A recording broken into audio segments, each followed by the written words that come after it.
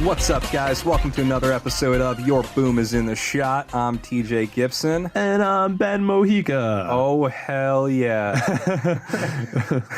Today, we're going to be talking about the newest Coen Brothers movie, The Ballad of Buster Scruggs. Buster Scruggs. It is a 6-part Western anthology film that is really wild. And it's kind of like really a Western, cool. but like it's also a Coen Brothers. You know, it's got that dark humor. It's kind of like gratuitous violence. Lots of subversion of tropes. Yeah. A lot of them. Not as many as I was hoping for. No, we'll talk about really that. into trope subversion. That's like your thing. That's true. Yeah, you know, when things get hackneyed, I just don't care about them anymore. Yeah. Well, I mean, but then again, that's like, that's the point. It's like this is overdone. Let's do the opposite. But yeah, well, we're gonna give you guys a quick spoiler-free, I guess, kind of quote unquote review, for lack of a better term. Just did we like it? Did we not? I'd say I liked it a lot, and I think it's worth seeing if you're into westerns, if you're into, you know, again, like subverting tropes. If you're into the Coen Brothers, definitely worth seeing if you're into Coen Brothers. So I think it's all right. I'm going to start this off by saying I didn't think I was going to like it, and I knew it was a Western. I'm not a big Westerns fan. I like the aesthetic of a Western, but I have not seen many Westerns that I've enjoyed. I will say, I liked it a lot. And, you know, you said, you know, if you like Westerns, you should watch it. If you don't like Westerns, you should still try it. I agree. It's a pretty interesting movie.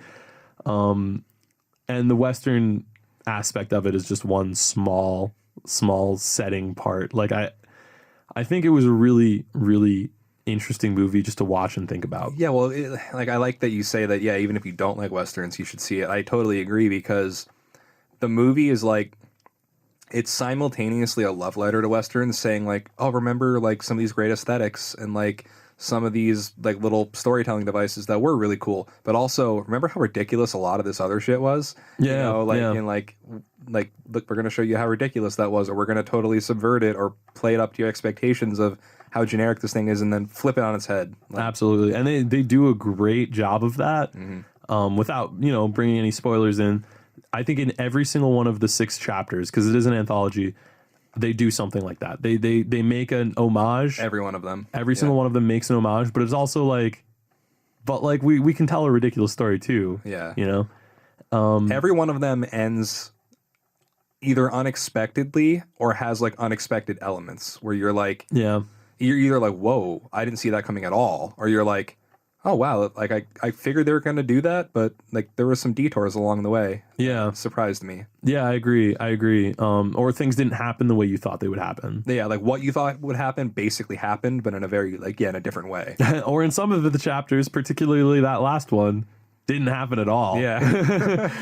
There's an anticlimactic end, but like not even in a bad way. Is it an anticlimactic end? I thought it was. So. I mean, I guess it's technically textbook, you know, there is no climax. Yeah. Or is there? We're not going to spoil anything. I mean, but there's also like it's 6 short movies, so it's like, well, you can't like, what do you make one that has a climax and like that's the one that has to go at the end? You know what I mean? Right. Like, it's, right. You know. Well, and there you go. That subverts the whole format of a film, because I think the most climactic, probably the most climactic one is, I'm thinking probably the Oregon Trail. Yeah. And I think also like, the first short is like the most like happy-go-lucky in a way. Like, compared to the other ones, because like look, a lot of these shorts are like, they're really like, there's a lot of despair and like dark humor. Gritty, Coen Brothers dark humor. Yeah. Where like the first one is covered in dark humor, but it really cranks up the humor and like turns down the dour. Like, and it's like, I mean, it's violent and it's crazy, but like the first one is like, there's like very little like, it's you know, fun. despair. It's fun. Yeah, exactly. And like, and then after that, it's like, that doesn't happen again, really. Like, yeah, I don't think any of the rest of them are fun. Yeah. I mean, I don't know. The second one's kind of fun. Oh yeah, the second one has pan shot. Yeah, sorry about that. Yeah, well, the second one also stars James Franco, so you know, take that how you will. I think he's great, and I think he was perfectly cast for that part. But yeah, do you have anything else you want to say about it? No, I think we can get into the spoiler part. I do think you guys should go out watch it. I'm hoping you're listening to this podcast. Don't be turned off because it's like a movie that you might not have seen. I'm gonna just throw that out there if you're listening. Spread the word. Let people know that even if it's a movie they haven't seen, they can still watch the episode and at least watch the first few minutes and decide whether you want to see the movie or not. Because if you do, it would be really great for you to listen to the rest of the podcast and then, email us your thoughts. If you have any specific opinions, like I think we talked about on the last podcast, we do have an email. It's yourboomisintheshot@gmail.com. Yes, sir. Yep. Email us there. Tell us your thoughts. What you liked, what you didn't like, your thought. Like, I don't know if you disagree with us, if you agree with us, if you think TJ's an idiot. I mean, I am. So am I. So it's fine. Yeah.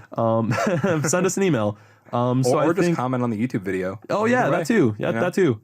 That too. But we do. I think we will give preference to anybody who emails. Yeah, we'll totally shout you out on the next episode. If you do. Yeah, give us your thoughts, even if that is fuck you guys, I hate you. Your boom is in the shot at gmail.com. Yes. All right, let's get into this not so spoiler free commentary. You have been warned. Oh my God, TJ, you're a dork. I love it. This is why you start a podcast, is so you can do shit like that. So you can be dorky? Yes. That's valid. I think we're going to get t-shirts and it's going to say your boom is in the shot, and then underneath it's going to be on my face. It's going to say that's valid. That's your catchphrase, dude. That's valid. So anyway, guys, let's get into it. We'll start with the very first one. Yeah, I think we have to unpack this, I think, short by short. We talked about this earlier. Yeah. I think that's the best way to do it. It's not the only way to do it, but I think it's the best way, because they are all individual standalone experiences and stories. Yeah. Experience. I think that's a better way to put it, because they're not just stories. They're experiences. Well, they're all kind of different experiences in a lot of ways. They're all Coen brothers, and they're all like a through line, and they all piece together really well. The way that they're played through. I think before we get into the piece by piece, I think that reminds me. I think they do a really good job of highlighting all of the different kinds of stories that the Coen brothers tell, like the different kinds of scenes and experiences that they do. I can't help but thinking. What was it? The Reservoir Dogs? That was a Coen Brothers, right? No, that was Tarantino, dude. No, I'm fucking. No, are you thinking of A Brother, Where Art Thou? Yeah, they did that. Yeah, they did do that. They did No Country for Old Men. Oh, yeah. that was what I was thinking of. I'm a mess over here today. It's all good, man. No Country for Old Men, and I think I don't know. I haven't watched their entire discography or filmography. I must admit. And from what I've read, this is a lot of what they do, like that dark humor, but funny, but action, but satirical death and stuff like that. Yeah, and I think they did a good job. I think that with the Buster Scruggs one, I think there's a lot of it's hilarious. Yeah, but there's a lot of death, but it's hilarious. Yeah, and it's not. None of it is None of it is very gory, it's gratuitous, but it's not it's not slasher film gratuitous. No, but I think the most gratuitous part is or Grindhouse is when that guy shoots himself in the face 3 or 4 times. But that was so funny. Yeah, I think it was funny because it was gratuitous. Well, it was kind of playing off. Okay, so the first one, and if you're listening to this, you probably have watched the movie. If you haven't, basically there's this guy who's he's this all white cowboy, and he kind of talks with a little twirl in his voice, and he just doesn't seem like a hardened outlaw is what I mean. He's very he just seems I don't know, like a pussy, I guess, for lack of a better term. And so he walks into this bar and where they only serve outlaws, and they're we don't serve you, you're not an outlaw. Yeah, he's so got a big white hat. Yeah, he's dressed in all white, and he's clean shaven, and he's singing. He looks like a singing cowboy from the 50s. He's talking about how he's named himself what is it, the Tweetland bird, or some kind of he's a bird, songbird or something like that. Yeah, he's got some bird he sings songs too, literally, and so they're oh, we're not gonna serve you, and they're basically look at this bitch, and he guns down everybody in the shack gets gunned the frick down super quick, guns, just murders him. And then he moves, he goes to this town, and he's in this saloon where they make him hand in his gun and all of his weapons, and he sits down at this poker table, and where this guy just left, and he takes his place, and he's oh, well, can I at least see what his cards are? And he looks at the guy's cards, and he's there's terrible hand, and he's like, I'm not doing this. And they're like, the guy's like, once you've seen him, you play him, and he's like, I'm not playing him. And then the guy's like, you're gonna. And then like they kind of get in this argument. The guy like pulls out his gun, and he's like, oh, that's not fair. They took my gun, and so then the guy like is basically threatening to shoot him, and so then he literally kicks the table 3 times. He's on the other side of the table and makes the guy's like hand fly up to his face and shoot himself in the face like 3 or 4 times, and like it's just blood splattering everywhere, and everyone in the bar's like, or the saloon's like, whoa. Everybody's shocked. Nobody's saying anything. So that scene's hilarious, right? Because, like, first of all, it's so whimsical. Like, he kicks the loose board on the table into the guy's hand, and then his hand into his face, and then he shoots himself, and then he does it 3 more times. And then, like, all right, so that happens. But what really makes that so funny is the fact that everybody's standing around staring, and then all of a sudden, he breaks out in song, and everybody starts singing along with him.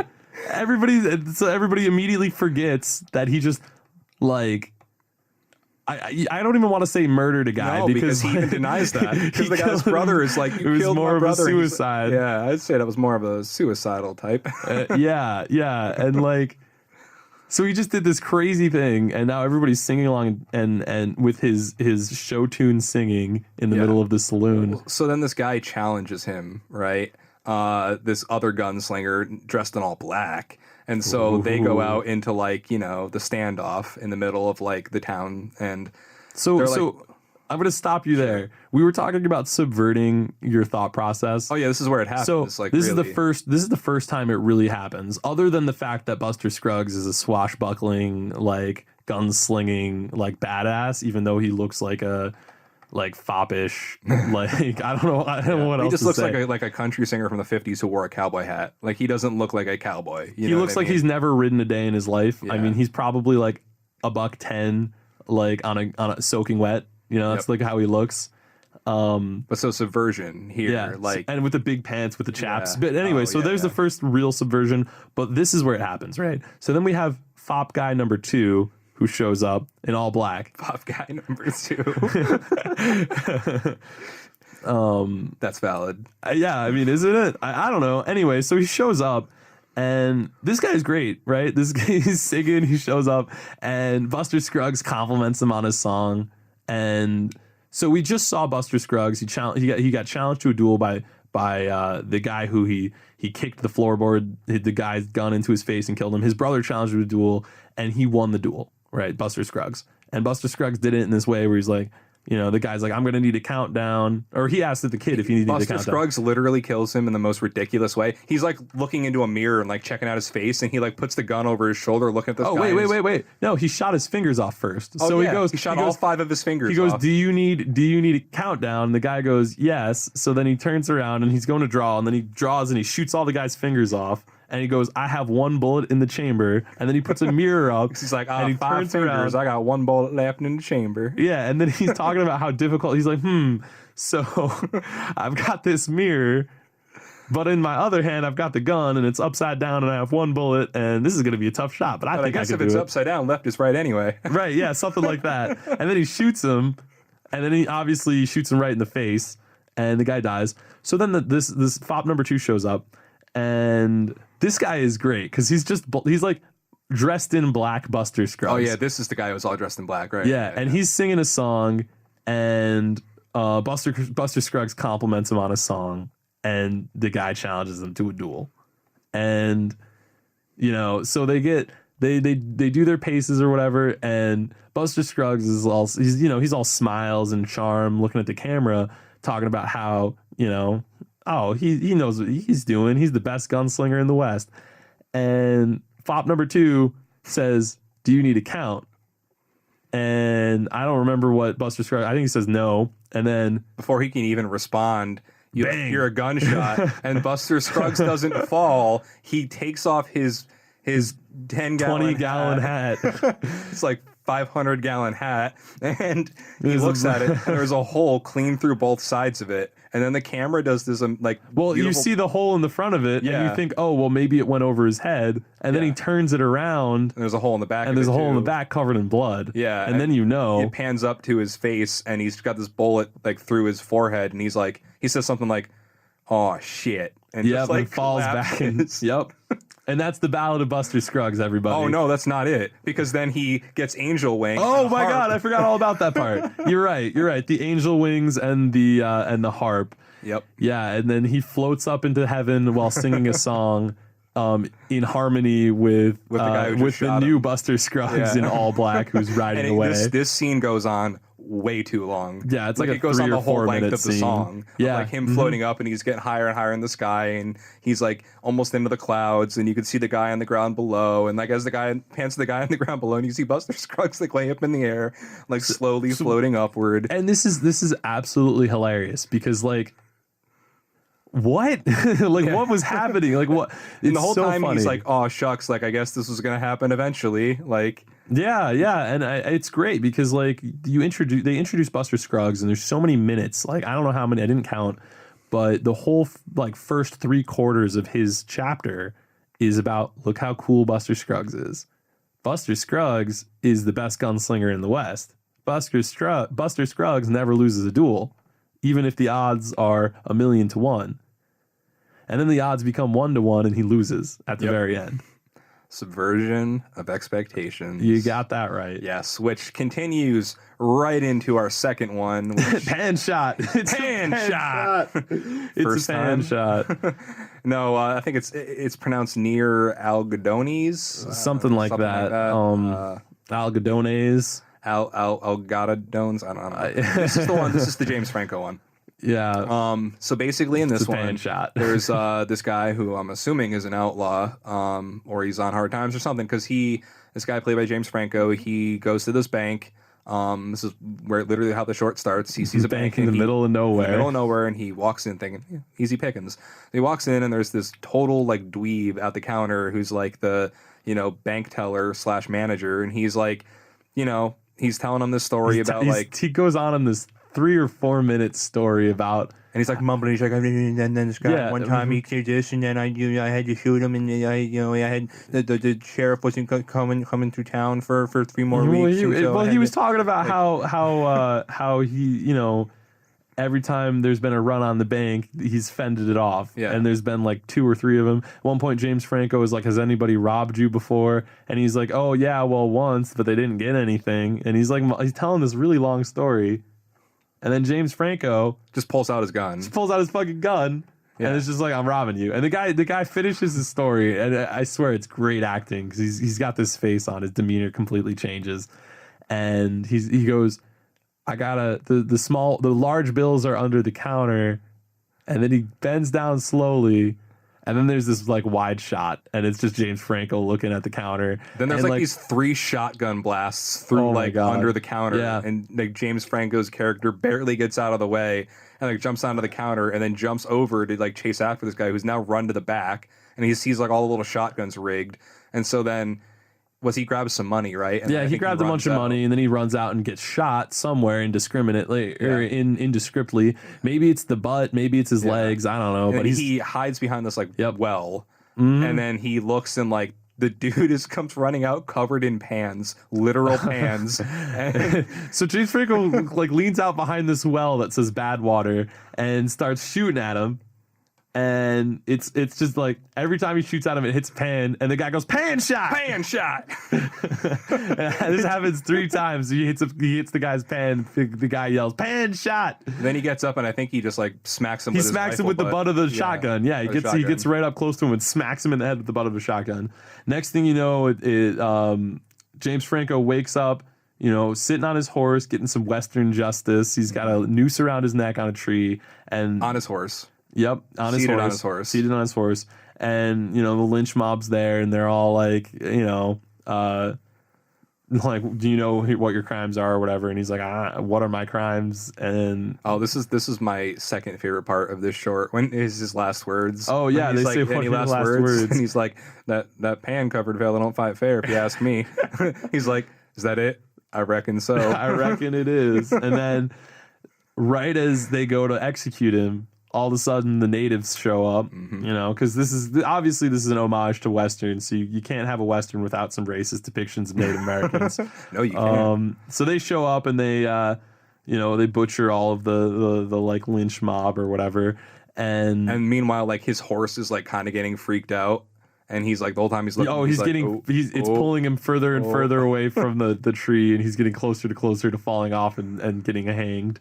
And so then the chief rolls up to him, and he's standing there looking eye to eye. Yeah, and he goes, "Oogie boogie boogie," basically freaks the horse out. But the horse doesn't run away. Nope. So then, James Franco's stuck on the horse. Everybody's dead, and scalped, and the natives are gone. So he's just hanging on. He's not hanging, but he's tied to the tree. Well, the horse is like slowly walking away. Oh my Every God! time he does, he's like, no. There's that. All right. So I thought this scene was really clever because they kept doing these really extreme close-ups of the horse pulling at grass, and like. I have to say, I don't know what it is, but there's something real satisfying about watching a horse pull at tufts of grass on the ground, knowing that every time it moves a little bit further, James Franco gets that much closer to death. But it's so funny. Yeah, and then so he's about to get pulled off his horse, and then all of a sudden he sees a guy and a herd of cattle, and he calls him over. The guy in the herd of cattle comes over. And this is another great scene in this movie, the whole movie. James Franco is sitting on the horse, and the guy says, "Hold still." And he doesn't say it. Anyway, he pulls his pistol and he aims it. Well, so the guy comes up and he scares the horse. Off, he goes to shoot. He goes to shoot him and misses, and the horse runs away. So he pulls his gun out. He points it to James Franco. James Franco is like, "What's going on?" He pulls the trigger. Misses, the horse bolts, and now James Franco is swinging from the tree by his neck, choking out. And the guy keeps missing. And the guy keeps missing. He goes, hold still, while he's swinging for the tree before he finally hits the rope and he falls to the ground. Yep. Just like that classic trope, shooting the noosed man. Yeah, like the good, the bad, and the ugly. Yeah. Yeah. And repeated countless times. That's in a big film one. That's history. like one of the famous ones. Yeah. Oh, absolutely. Yeah. Absolutely. And so he's hanging, and then he finally gets the rope off, and then they cut, and then the guy's talking, they're on their horses and they're herding the cattle, and the guy's talking about like, "Oh, you can be my new sidekick." And he's talking about sidekicks, what it takes to be sidekick. And I remember when I was watching this, the whole time I was just thinking, I wonder if they're rustling that cattle. I wonder if that's what's happening. I wonder if that's what's happening. So I've been playing Red Dead Redemption 2. For those of you out here who know what that is, it's a video game. Everyone knows what Cowboy that is. Well, I mean, there are people who out there who like movies but don't watch don't know about video games. Like my mom doesn't know what Red Dead Redemption 2 is, but she might be out there listening. Probably not. But big oof. Yeah, but Red Dead Redemption 2. Red Dead Redemption 2, and that's like a thing. That's where I learned what cattle rustling was. And for those of you who don't know, cattle rustling is when you steal other people's cattle. By freaking them out and making them run away. Yeah, basically, or killing them or whatever, and then you take their cattle and you sell it in the next town over, basically. You're herding somebody else's cattle. So I'm sitting there, I'm like, I wonder if they're rustling cattle. I don't know why it came into my head. It just did. Like, I don't think there were any hints, I was just like, I guess the hint was that why did this random cattle herder just decide to pick up this guy he saw hanging from a tree? Because, like, that was like a thing, he was talking about, "Oh, you seem like a trustworthy fella." Yeah. Like, that's like a thing he says. This and guy like, who was hanging, surrounded by dead lawmen. Yeah, who were all scalped. Like, he seems trustworthy, huh? And then all of a sudden, some lawmen show up, and the other guy bolts, and the next scene is James Franco standing on the hangman's what are they called? The I don't know, that platform thing. Yeah, it's got a name for it. Yeah, I know. I'm not sure I don't remember what it's called, but he's like in a line of like probably 5-6 dudes who are like about to get hanged, and like, they're gonna get the black bags put on their head. This is my favorite part of the whole short. Is when there's this guy next to him that's crying. He's bawling his eyes out because he's about to die. Right. And Franco looks at him. It's like, first time, first time. Because like, it's not his first time. It's not his first time. He's been about to be hanged from the neck. Yep. And then they do that subvert your expectation thing, right? Because you've watched this whole thing and you're thinking, all right, well, he's going to get out of it. He got out of the last time, and he's not phased this time. Yep. First, like, that's what he means. Like, oh, is this your first time? Like, he's not scared. And then he sees that beautiful woman in the crowd, and he fixates on her, and he looks at her, and you're thinking, oh, how is he going to get out of this so that he can, be with the girl? Because that's, classic movie. And and he doesn't. Yeah, you just see like the black bag just goes over his head, and then you just hear the snap. Yep. And that's it. That's it. That's that short. Yep. Pan so shot. So that one. So pan shot, Ben. How would you think of that one? So I thought that one was okay. I think that one gets kind of overshadowed by some of the others. I think it's funny. I think that one's probably one of the most funny with the pan shot and the. I think it was clever, but it's the next one that I think is really like. Which one was the next one? Okay. Okay. Yeah. The next one was weird. Yeah. So the first two, are really funny, and they're just like really fun and kind of like, lighthearted. And yeah, definitely lighthearted compared to the rest of the movie, which is why it's really weird when like, cause you're like, oh, I see where this is going. This is going to be funny, a fun and, like, dark ridiculous. humor movie. Well, Liam Neeson has some words for you. So before we start this, I watched this with a very good friend of mine, Eric. He's probably out there listening to this podcast. Hi, Eric. When we started this, he said, "You're gonna like this one," and I'm like, "What?" And he's like, "Yeah. If you like weird avant-garde shit, you're gonna like this one." And I was like, okay. I don't know what that means, but and I don't know if that's how I would describe it, but it was definitely not what I was expecting. So what was this one called? This one was Meal Ticket. Meal Ticket. That's right. Yeah, and I think the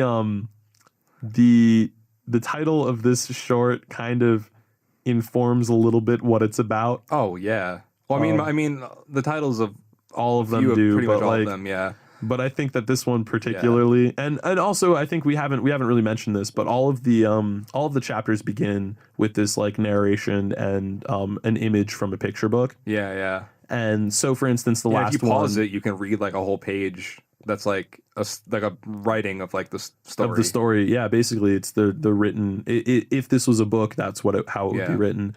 And for instance, the last chapter, it shows the image of the old man covered in pots, and underneath is the subtitle, and it says pan shot. Yeah. And pan shot, and which is just such a funny and iconic scene. And all of those pictures show basically iconic scenes from the Buster episode. Scruggs is the table thing, I think. Yeah. And it is, and this one is like one of the two like basically only characters in this like posed in like his like place of being. Yeah. So that's a good way of putting it. His place of being. Yeah. So basically, I can't think of a better way to put it because, okay. So I guess the best way is just real quick. So he has no arms. He has no legs. No legs. Yes. Yep. And so, what would you do with somebody like that in the 1800s? You make them a sideshow. Yeah. So this one guy played by Sir Liam Neeson, well, he's got a meal ticket, and his meal ticket is this young man with no arms and no legs who's very well spoken. Yes, he has this. He brings out basically this like wagon that can turn into like a small like stage. It's like a sideshow wagon. Yep. And he just like pulls it up to random towns, and people pull up stools or buckets or whatever they can sit on. Charges them a few coins, and this guy with no arms and no legs gets out on a stool and just like chronicles the history of the world like through poetry. He reads the Bible and like. A speech from Lincoln and like Shakespeare. He reads all kinds of stuff, and it shows little clips of him doing it. And the first time you see it, all of these townspeople, all these like Hicksville townspeople, they're crying. They're moved to tears. They love it. And there's like 50 of them. So it's like there's really a bunch turnout. of them. And then they all throw coins into the hat and bam, there's that. So as the story goes on, they do a few more of these talks. We hear armless, legless Joe talk a few more times, and the more as the show goes on, less people show up and less people show up. Fewer and fewer people show up, and Liam Neeson is getting more and more stressed. And there's not like dialogue. We never see Liam Neeson talk to this armless, legless man. We see him like caring for him. We see him feeding him food around like the fire and stuff. Because the guy obviously can't like scoop. We also see him helping him like piss. Yeah, and he sits in a chair, and like Liam Neeson's character like carries him around. Yeah, so literally on like a backpack. Exactly. Like this guy is Liam Neeson's meal ticket. Like that's literally the whole thing. So Liam Neeson's character is getting more and more frustrated. You see him drinking at one point. And when he gets drunk, he decides to go get a hooker. And this is a really interesting scene. He brings the little guy with him because where else is he going to put him? Right. He like walks into the room with the hooker and like puts the guy on the floor. And then he realizes the guy's like facing the bed. Yeah. So he walks over and he turns him around. But like, the whole time the guy's like has to like basically listen to this. And there's that great scene because it shows his face. And at the beginning of it, it's kind of like shock and horror. And after it happens, after the fact, they cut back to his face and it's just like, it's just resolved. He's it's like dread almost. Like it looks like he's desensitized from this awful event that he just had to. So then the hooker says to Liam Neeson's character, "Oh my god, this is so funny. Should we buy some for your friend?" And he's like, "No." She's like, "He ever had any?" He goes, "Once." And then it's never explained. It just cuts to the next. Never explained. It's like, wait a minute, what? I like to think that's why he has no arms and legs. Yeah. Whatever. That one time. That really adds some subtext to that scene, though. Explain why he'd be so traumatized to like be listening to that. Yeah, I mean, jeez. Yeah. But yeah. So that happens. Clearly, their relationship is getting worse and worse between the two of them. In the next episode, or not episode, but the next chapter of that specific short, almost nobody shows up to his little show. And they don't give any money. There's like 3 people, and they don't give him any money. And at this point, but across town, Liam Neeson notices across town there's another event going on. There's another sideshow wagon, and there's like 300 people, and there's the whole town is there. Nuts. The whole town there, and there's a chicken that can do math. So people are calling out. People are like 11 plus 7. And he's just like the chicken's like walks over and dings the 18. Yeah. Like, yep. No, it was like 6 twice. Yeah. 6 twice. And it's like dings 12. Yeah. Like, oh. Yeah. So they're sitting there and Liam Neeson is like, oh, okay. And then it cuts to after their show is over and Liam Neeson is counting out bills, which he has a surprising amount of. And he buys the chicken. Mm-hmm. And so then the next scene is Liam Neeson's driving his wagon through like the desert. And the kid's in the back looking at the chicken. Mm-hmm. Kind of gets this look on his face like, where's this going to lead? Yep. And so Liam Neeson pulls over the wagon at this little it's like a bridge. This little bridge. This really tall bridge. Very tall bridge. These rocks underneath it and like water. And he just pulls over the cart. And he walks over to the edge of the bridge and he takes a big old stone and he throws it and sees how it hits the water and if it floats downstream, and it does. And meanwhile, this guy with no arms and legs who can't do anything is watching this and going, huh. And so then Liam Neeson like turns around and he just walks over to the guy and then it cuts. It cuts and then it's Liam Neeson driving the wagon. And then it goes back and it's just the chicken in the back. It's just the chicken in the back. Yeah.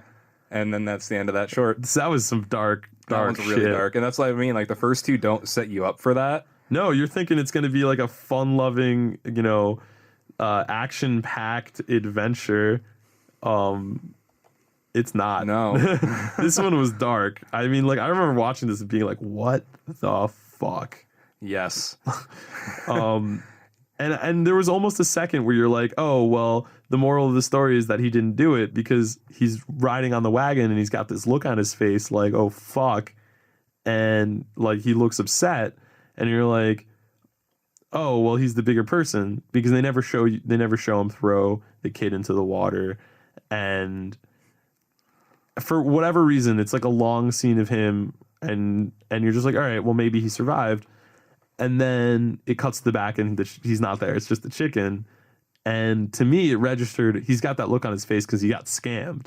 Yeah. Because the chicken is worthless. Nobody would sell a chicken that could do math if it was like making them all that money. Because it was some kind of scam. And I am sure Liam Neeson's dumb character realizes that after he throws the kid over the side of the bridge. But that's how it ends. Yeah. Dark. Yeah, threw the kid over the edge, and that's it. Yeah, that one's pretty crazy. Whatever your meal ticket is.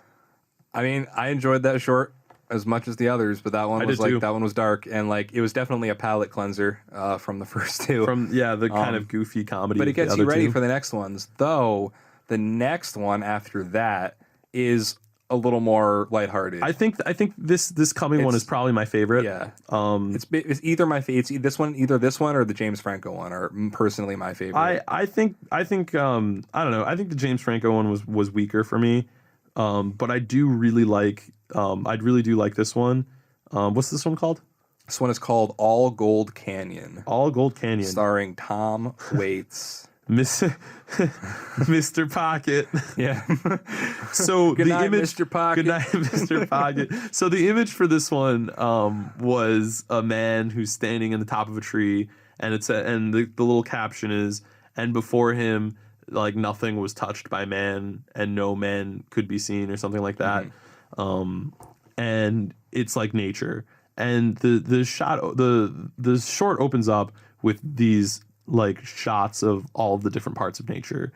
So you've got this stag that's standing in the middle of a babbling brook in this valley, and then there's this owl, this beautiful owl who's on the branch, and these butterflies who are around the grass, and the minnow that are in the little brook, and then all of a sudden you hear this singing noise as this old prospector shows up with his donkey. Yeah. And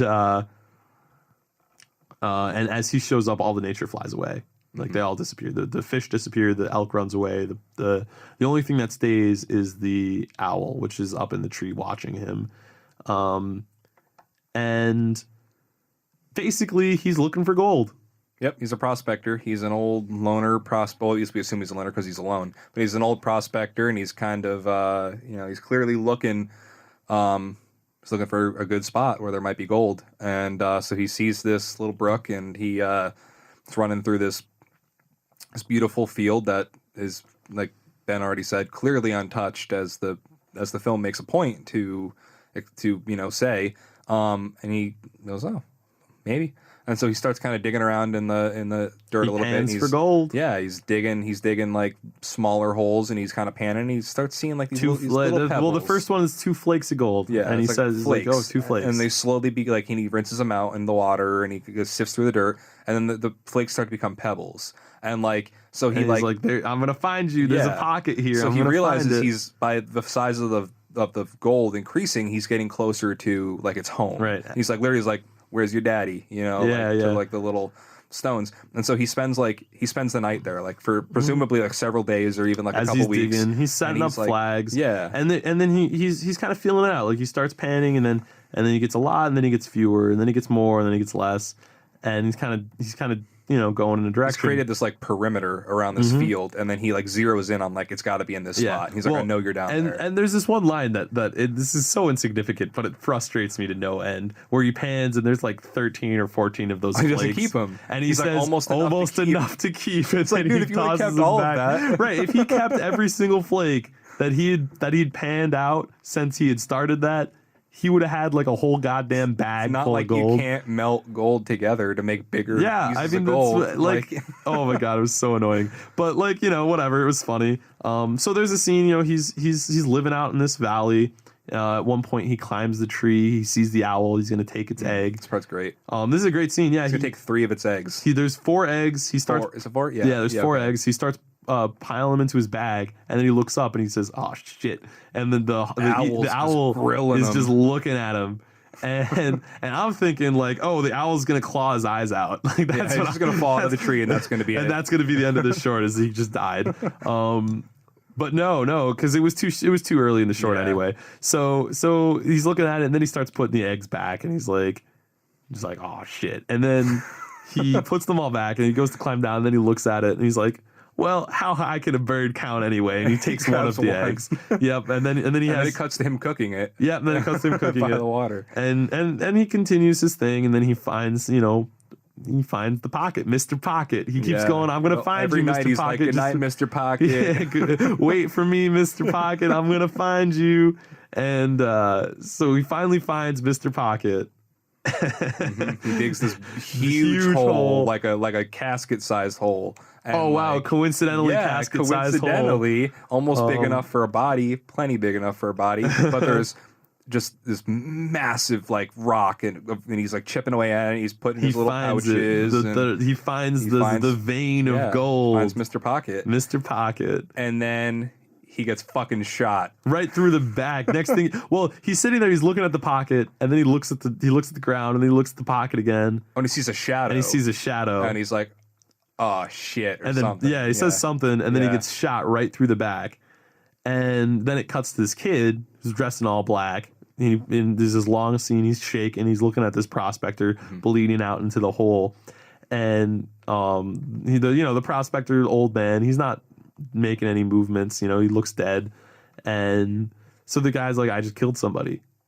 He's sitting there and he's like freaking out. And he didn't say anything, but he looks kind of like shaken up, and he's like rolling his tobacco. Yeah, he's rolling up a little ciggy.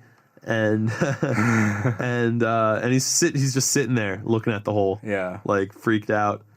And at one point, he like jumps down to like get the gold. And fun fact, our fun man, the prospector, did not die. Yeah, he flips over and like gets into a struggle with this guy, manages to take his gun from him and shoots him in the head. Straight in the face. Yeah. And then gets out and then starts yelling, "You shot me in the back!" And he's like freaking out. Yeah. And this is my favorite part of this. This is my favorite part of the short. He's freaking out and he's like, "It went straight through, shot me in the back, but it just hit guts. Didn't hit nothing important. Didn't hit nothing important." And he's just crying. He says it like 3 times. Didn't hit nothing important. He's just crying. And then he he rinses off in the little babbling brook and he patches himself up. And now I'm thinking, so like, here's the deal, right? I'm watching this and I'm thinking, oh, the prospector's going to die. That's the precedent they've set up. Everybody dies.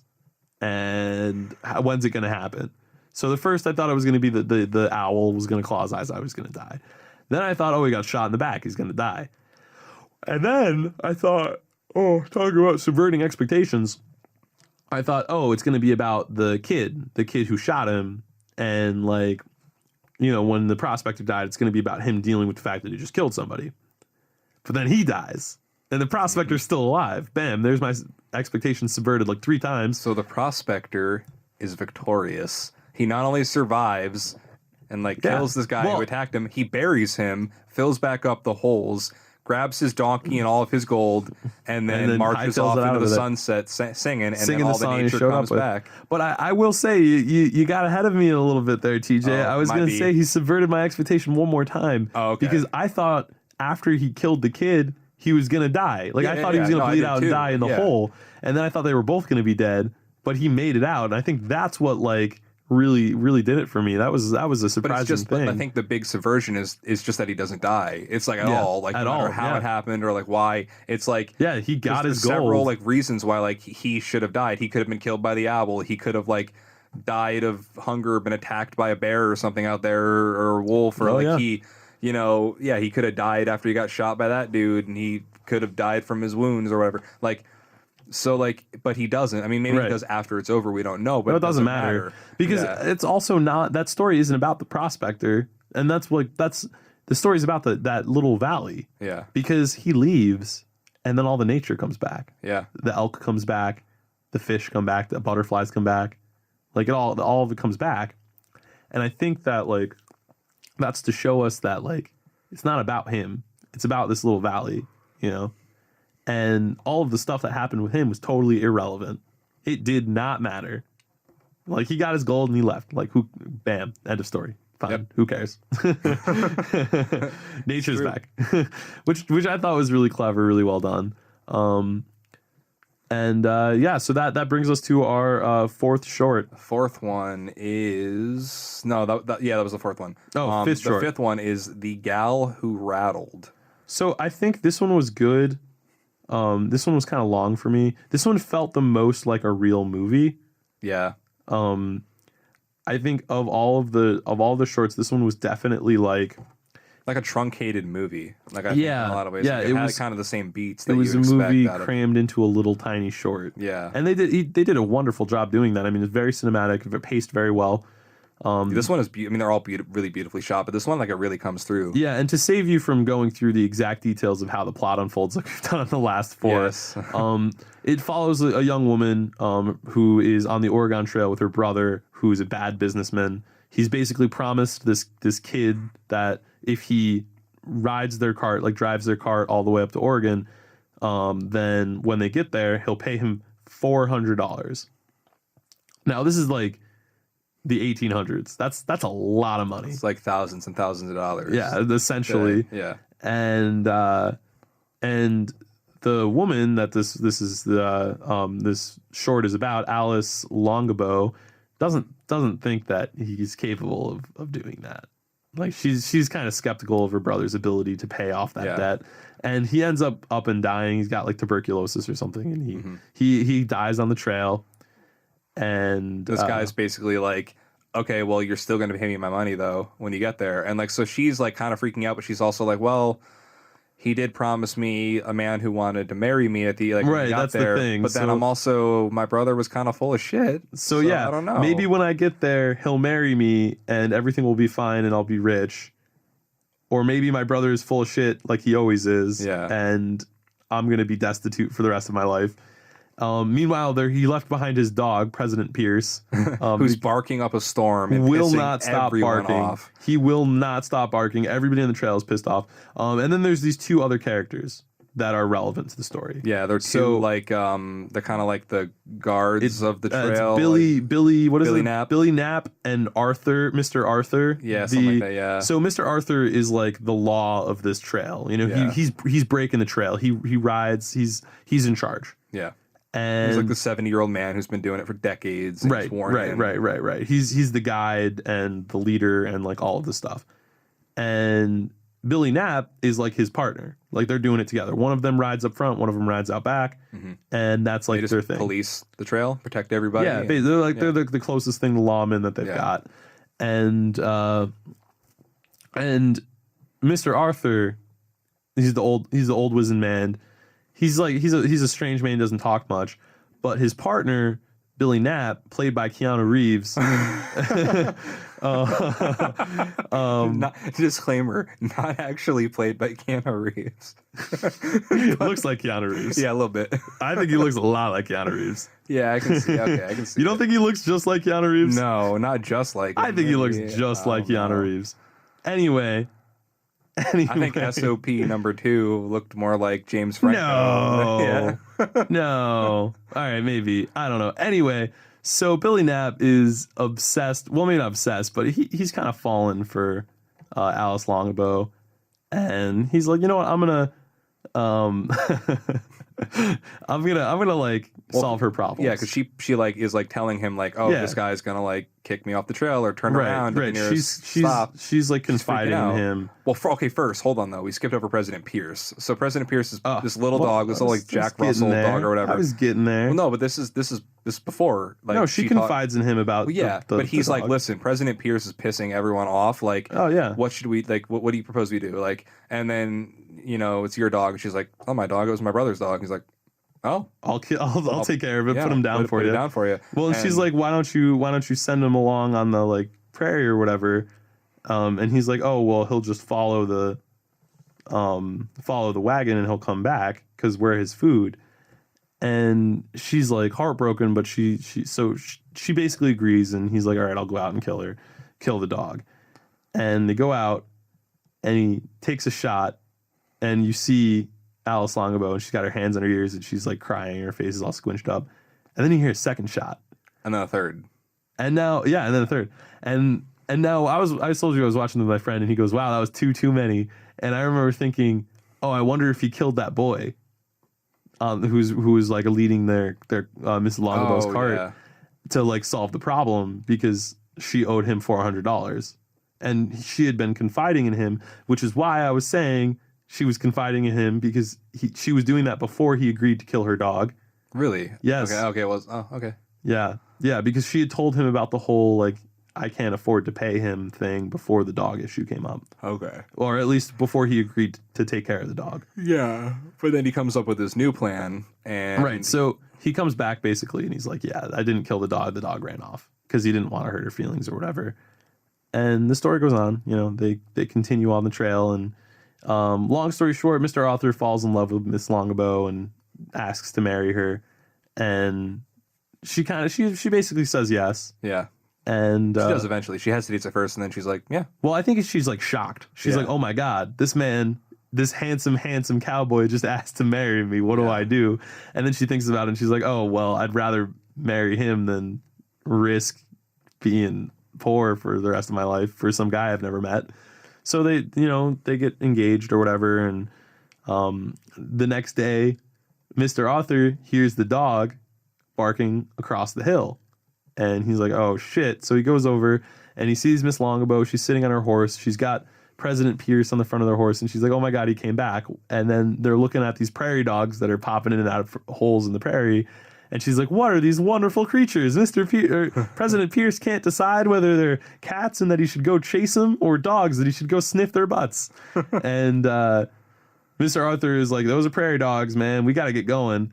And then all of a sudden he stops and he's like, get off your horse. Like, don't move. And he ties up the legs of the horse and he looks up on the hill.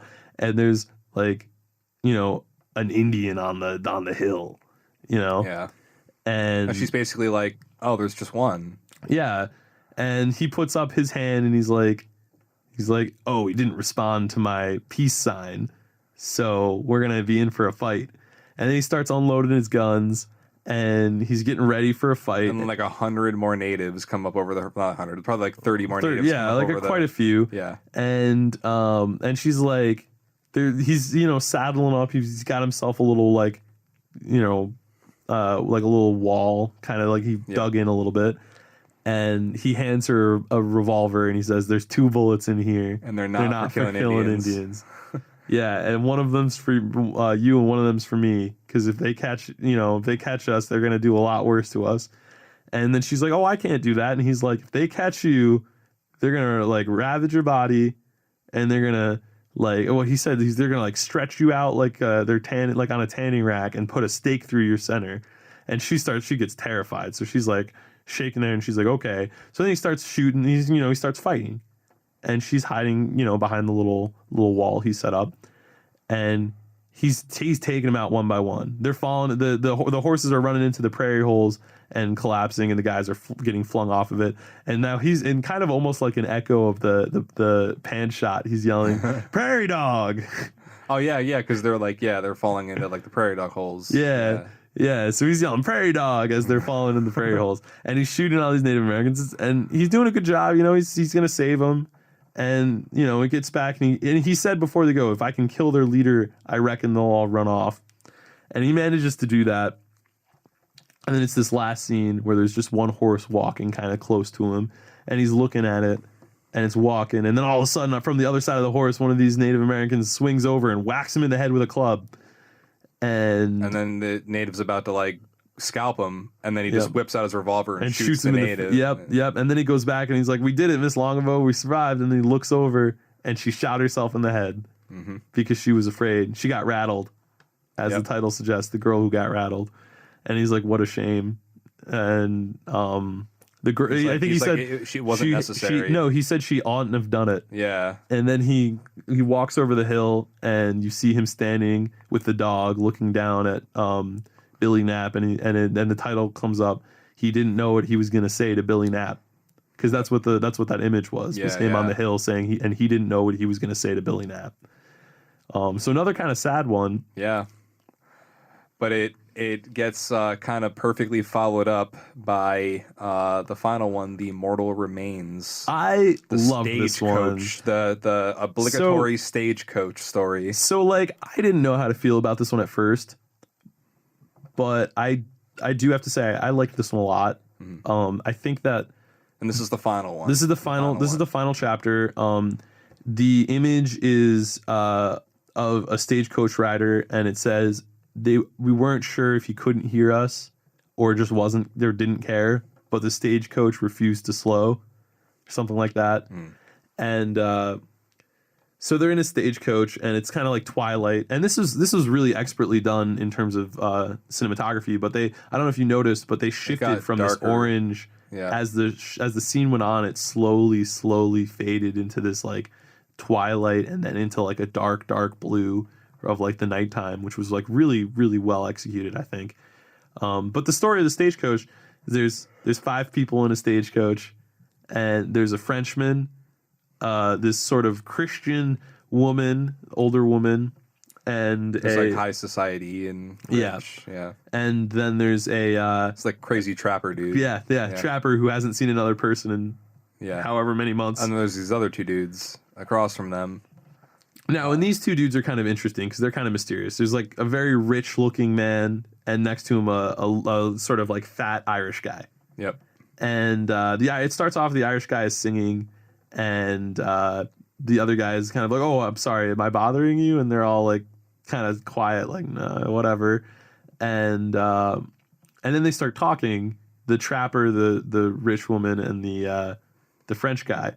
So I think first it's the woman talking, and she's talking about how her husband she's going up to see her husband, and he's this really famous like academic guy, and he writes about like Christian stuff. I don't really remember exactly what she was talking about, but like the gist of it was that her husband's a big he's a big deal, and she's kind of like this snooty rich woman who kind of looks down her nose at everybody else in the stagecoach. And then the trapper starts talking about how he was shacked up with a Native American woman who he didn't know what she was saying, but they had a companionship, and he could tell. He's going into depth about how she would cook, and then like one day she just left, and like it was real weird. And how he would like come down from the mountains to sell his trappings every once in a while, and like that was it. That was his life. And she was talking about how it was like a godless, and how he was a heathen or whatever, and how he's filthy. And then the French guy is like a gambler, and he's going on about how she's ridiculous, and how like her husband's probably cheating on her because that's what he would do. And so they're all bickering, and it's really well written and well shot, because those two dudes are just watching them too the whole time that they're the two dudes are just watching the whole thing. There is a line at some point where they're talking about the guy on the roof, and they're pointing up, and they're like, "So what happened to him? Is he family?" And they're like, "Oh no, he's not our family." To the Irish guy and the rich looking guy, and then they're like, "Oh well, is he like your friend or anything?" And they were like, "Oh no, I wouldn't say that," and like stuff like they're like basically like they're alluding that there's a dead guy on the roof, and the the Irish guy and the rich guy are transporting him. And I remember watching that and thinking, "Oh, they're bounty hunters then. It's not their fan. Like, why are they? It must be a bounty." Or something. That was obvious as soon as they started making like the hints. Right at the beginning, and so anyway, after the bickering, the Irish guy starts singing this really dark song about like death or whatever. Oh, also we were talking about this earlier. You were saying that anytime they can fit a the Coen brothers can put a gay subtext in. They do it, and they definitely did it here. There's a really like blatant gay subtext between the rich guy and the Irish guy. Yeah, the two bounty hunters. Talking about, "Oh, I love to watch him work, and love to listen to him sing."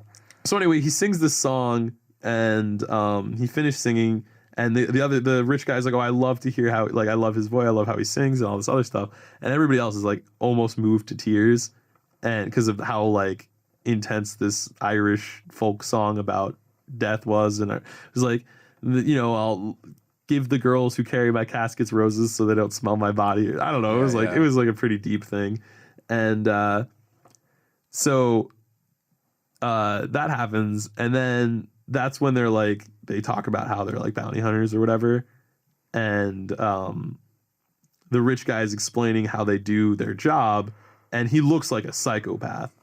And like you're thinking like, oh, well, maybe this is like he's gonna kill them. Like this is his bounty or something, because they're all looking super nervous, and he's telling the story about how he's the distraction. He starts telling a story, and then his partner, the Irish guy, like gets him when they're not paying attention. And right now he's like telling them and then he starts telling them the story. Yeah. And it's like super dramatic. And then he's like, "Oh, and I'm not going to tell you the full story because y'all already know it." And like they're all sitting there like terrified because he is telling this story. It's like a distraction. And then they finally like reach their destination basically.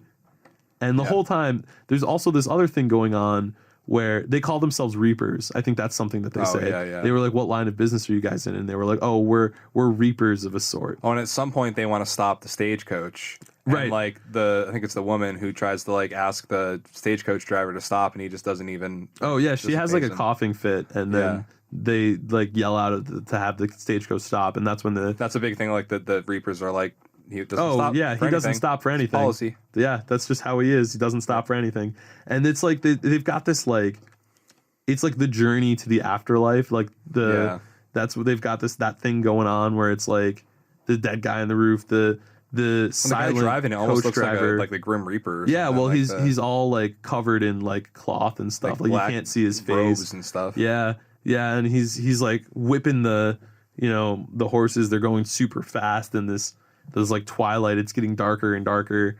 And the Reapers are taking these 3 people to like the afterlife, and that's kind of like the vibe that you're getting. Well, and it could have been that, because then, I mean, or it could have not, but like basically what happens then is like, so they arrive, the 2 Reapers, like they take the body off the top, which falls to the ground and fumbles, and they're like, the one guy's like, "You idiot," and he's like, "I'm sorry." He's like, "Don't apologize to me." Like, apologize to the body. They carry him into like this hotel or whatever, and like through the doors, and they close it, and it's like this big, like exquisite, It's a beautiful hotel, and the doors are flanked with knockers. One's an angel and one's a demon. Yeah, and like so, like but the people in the stagecoach are like, they have this like funny moment where like none of them want to get out of the stagecoach. Yeah. And the woman's like, "Well, somebody needs to help me down." Yeah, well, I think it's like the one guy's like, "I'm not doing it," and the one guy's like, "Ladies first," and she's like, "Well, someone needs to help me down." Yeah. So eventually the trapper gets out first, and he helps her down, and then the French guy get out, and they're looking at the doors, and none of them want to go in. And then eventually they all decided, like, we've got nowhere else to go. Because I think once they get off the stagecoach drives away. He does, yeah. And now the interesting thing about this, that I thought, the stagecoach drove away with all their stuff. Oh, yeah, you're right. So, like, I'm thinking, I see. It is like the afterlife, basically. Well, especially when they open the door, and then they're like, the Reapers are, like, carrying the body, like, up the stairs. And into like, the white light. Yeah, there's no... like the stairs, it's a dark, it's like a pretty dark room of this fancy inside of the hotel lobby, and there's these beautiful Victorian stairs that are going straight up at the end of the hallway, and you see the 2 the bounty hunters, and they're carrying this body into white light. Like ascending the stairs into white light, and then they all walk in and the doors close, and that's the end of it. Yeah, and that's the end of the movie. That's the end of the whole Ballad film. of Buster Scruggs. Yeah, that one was my least favorite, but like now that we're talking about it, I've come to appreciate it a lot more, like hearing some of your perspectives, because like I didn't get as much of that subtext, like or even like the afterlife thing, like like I didn't think about that until you pointed that out to me earlier before the episode, but like especially talking about it now, like the stagecoach did leave with all their stuff. Yeah, I didn't even realize that. Yep, but you're right. That one was cool. I mean, it's a stagecoach story, right, on the surface, and like it's a character story. It's like all these characters, and that's what the original Stagecoach was. It was a character story. The John Ford Stagecoach. It's a great movie. It is. Even from a guy who doesn't like westerns very much. Yeah, but I mean that's like the quintessential western in a lot of ways, But like, it's that on the surface, but like it's also it subverts your expectations because it could be to the afterlife, or it could just be like nothing. It could just be a normal like stagecoach, and it just was kind of super creepy for reasons you're going, "Oh my god, is this going to turn into a horror story?" And this is nothing. They just arrived at the hotel. They're good. It's just the way it is. That's it. And the crazy thing I thought was that the first time I watched it, I didn't know what to think of that after that final chapter, mostly because it was I didn't expect it to end. Like all of a sudden it was over, and I was like, "Wait, what?" Yeah, it's over. What happened? Which is crazy because the movie's like 2.5 hours long, and at the end you're still like, "It's over." Yeah. The whole, and I think that's a result of it being an anthology. Yeah, it felt more like binge watching a TV show than it felt like watching a movie. Yeah. But like with that last chapter, it didn't have like a traditional arc. Like there was no climax, and it was just kind of over. And I think that looking at it through that like afterlife subtext thing is what it's more interesting that way. And I think that's what it's really more about, because that's why it ends that way. Because like, well, we can't know what happens after you descend to the stairs or go into the the hotel that is the afterlife. Open for interpretation. Yeah, I guess. But like I don't know. I think that was like an interesting way of telling that story, and like what that story was interesting in and of itself, because like there is no traditional like conflict going on. Like it's not like there's a clearly defined protagonist and antagonist. I mean, like we identify with the three characters in the coach in different ways. And they're all kind of the victims of like being in the coach with these two like bounty hunters. Yeah. But like it's not the same, because they're like, it's more about us learning about what they're like than it is about us empathizing it's a character with study. Right. Yeah. So It's but like yeah. the interaction between these different archetypes and like, these different people from different perspectives, and yeah, no, that's an interesting one. It's But they all go to the same place. still my least favorite. That's fair. But so your favorite, you would say, is the Prospector?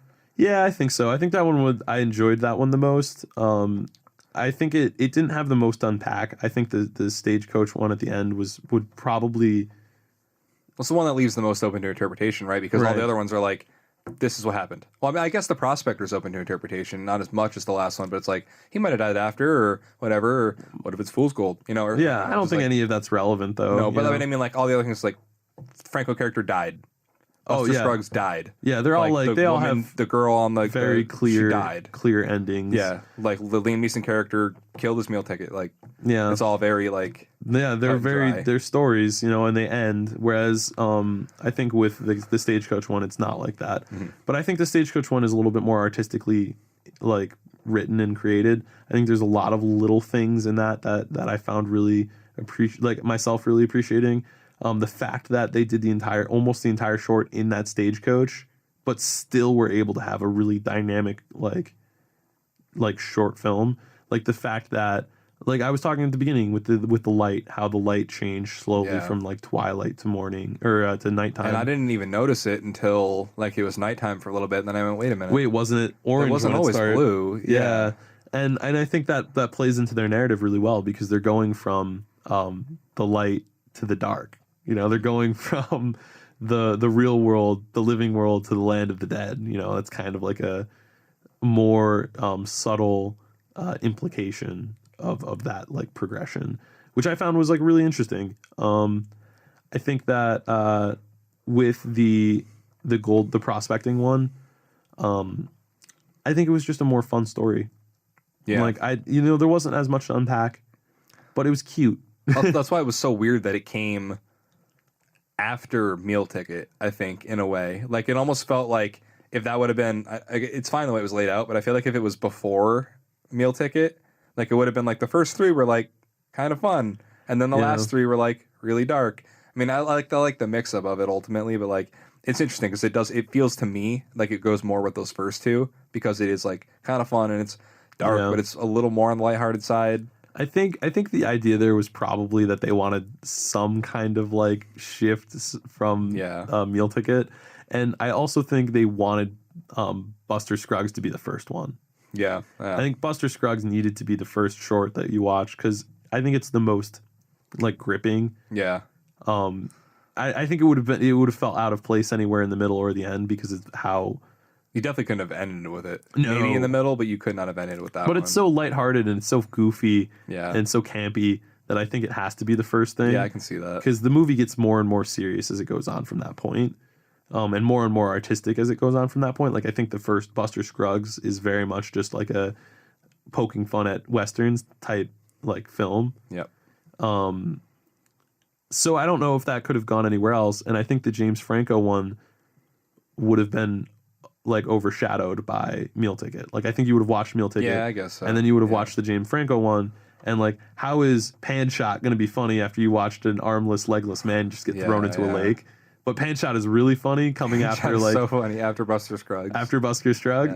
No, I think that should have went after. I think there's a possibility that you could have put the gold after Pan Shot instead of and then done and then Meal Ticket. But then you have to go Meal Ticket into the Stagecoach thing or into the Oregon Trail thing. That's true. Which they're both like the girl got ones. rattled, which is dark. Yeah. Into Stagecoach, which is like the Stagecoach one, which is very it's not dark, but it's not light either. It's kind of ambiguous. So I think the film kind of has this way where it like starts on a high note and then it goes down, down, down, down, and reaches a low note, and then goes up a little bit, and then goes up like, and then kind of steadies out, and then ends in ambiguity. Yeah, because I wouldn't call the Stagecoach one super dark unless you paint it with that subtext. Then it's kind of darker, like the Afterlife subtext. But even that, I don't know if that's dark or just like like supernatural or mysterious. Like I think that's more mysterious than anything, you know, because it's not sad. You know, it's not like it's not violent. You know, nobody's like murdered. You know, we don't get attached to anybody that like loses their life. You know, it's kind of more of like a study of this like concept of like the afterlife and such, which I think is interesting. Yes, for sure. We are just about out of time to be in this radio studio right now. All right. So. Sounds good. Like us, follow us, subscribe. Your boom is in the shot at gmail.com. Signing off. This is Ben, and that's TJ. Yes, this is TJ. I was waiting for you to say your last name, bro. Oh, sorry. Yeah, no. I go by my first name. You guys can call me by my first name.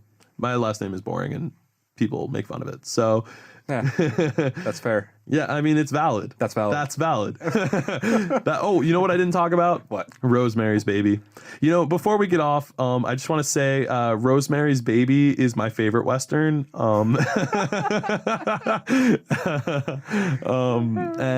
thank you and good night. Good night, guys. Hand shot! Hand shot! That's